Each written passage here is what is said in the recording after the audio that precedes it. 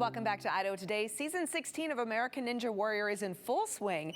Ahead of the intense competition, I had the honor and pleasure of speaking with the host, Matt Eisman, about the Idahoans on the national stage. Season 16 of American Ninja Warrior is in full swing, and we actually have host Matt Eisman joining us right now. Matt, so super excited to have you here. I would love to know, what does season 16 look like for Idaho contestants? Well, listen, first of all, we had just our third winner ever last year in season 15 with Vance Walker taking home the $1 million.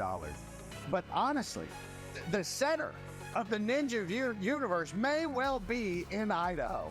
When you have an area where ninjas can come together, you just see them lift each other up. And that's what we see with Idaho. And what's great is the Idaho ninjas, they're not subtle.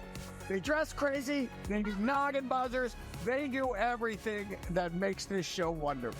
I love that. They bring the flair, they're not subtle. And Matt, you've been doing this for a hot minute, my goodness, since 2010. What are some of the biggest changes that you've seen, especially going into season 16?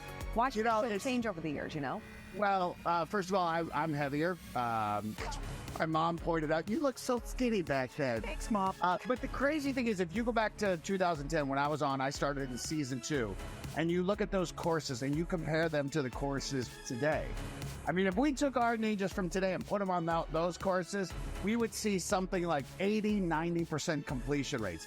The obstacles have just gotten so much harder because the ninjas prepare so much better. And that's what we're seeing with Vance Walker, the young man who won last year, born with cerebral palsy, told he'd never run in his life. Well, he ran his way to $1 million.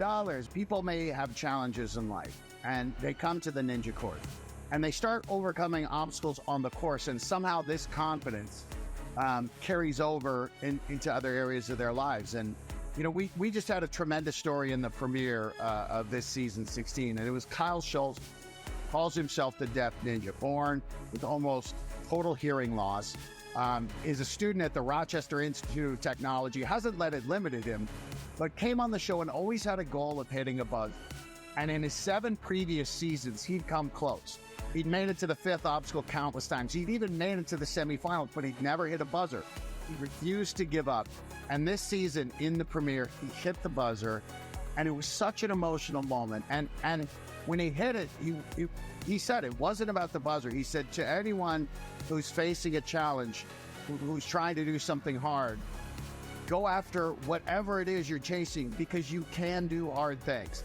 So many people in the audiences, people who watch the show, have told us how inspired they are in their lives. And maybe they don't become ninjas, but maybe they try something that they thought was a stretch in their lives.